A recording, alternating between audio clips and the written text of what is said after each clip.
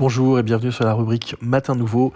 L'été a commencé et nous essayons, durant cet été toujours, de nous imprégner de la parole de Dieu, l'Évangile, et nous essayons toujours de nous laisser interpeller et parfois déranger par lui. La parole que nous allons méditer, c'est dans l'Évangile de Saint Marc, c'est l'Évangile du 11 juillet 2021, 15e dimanche du temps ordinaire, et j'ai choisi la phrase suivante. Si l'on refuse de vous accueillir et de vous écouter, partez et secouez la poussière de vos pieds. Ce sera pour eux un témoignage.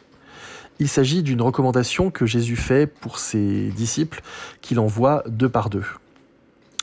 Il les envoie deux par deux avec des recommandations très précises, ne rien prendre pour la route, juste un bâton, pas de pain, pas de sac, pas de pièces de monnaie. Les sandales sont autorisées, mais pas les tuniques de rechange. Alors selon les évangiles, les recommandations ne sont pas tout à fait les mêmes. Ça peut paraître surprenant, voire même peut-être un peu déstabilisant pour nous. Mais en fait, en fonction de l'évangile et du type de message qu'on veut faire passer, les recommandations de Jésus changent un peu. Et là, surtout, ce qui est très important, c'est que la recommandation, c'est de ne pas se braquer, de ne pas se mettre en colère, de ne pas rentrer dans le conflit si leur témoignage n'est pas reçu. Ils sont invités à aller de maison en maison et si ça ne marche pas, Jésus leur recommande de partir.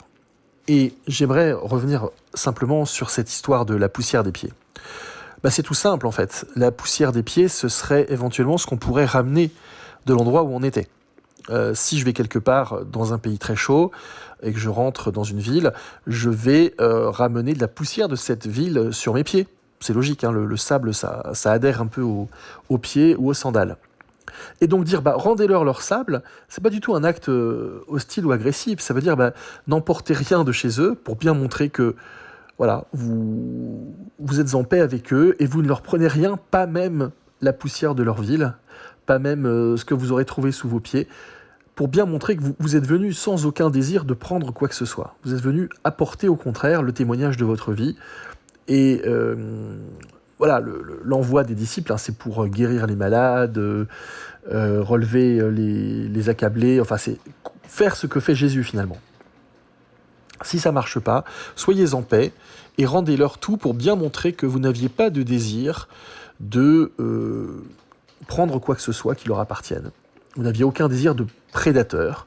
Vous êtes venu avec un cœur limpide et des désirs très clairs qui sont simplement de partager la bonne nouvelle du royaume, de la présence de Dieu à ce monde. Dieu est présent à ce monde. Ce monde n'est pas vide de la présence de son Créateur. Et puis la vie est plus forte que la mort, bien sûr. Et vous en êtes non seulement les annonciateurs, mais vous le vivez au creux même de votre corps, au creux même de votre âme. Vous vivez cette réalité. Si ça ne fonctionne pas, il ne faut pas que ce soit un problème.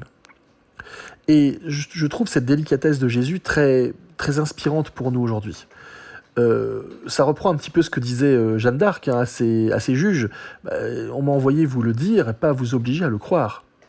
Donc c'est exactement de ça dont il s'agit. Il s'agit d'apporter un témoignage, certainement pas d'essayer de l'asséner. On serait tenté de vouloir asséner les choses parce qu'on aime bien maîtriser ce que nous faisons. Et c'est vrai que c'est très inconfortable que de porter une parole et de ne pas savoir le fruit qu'elle portera. Mais ça, c'est une autre histoire.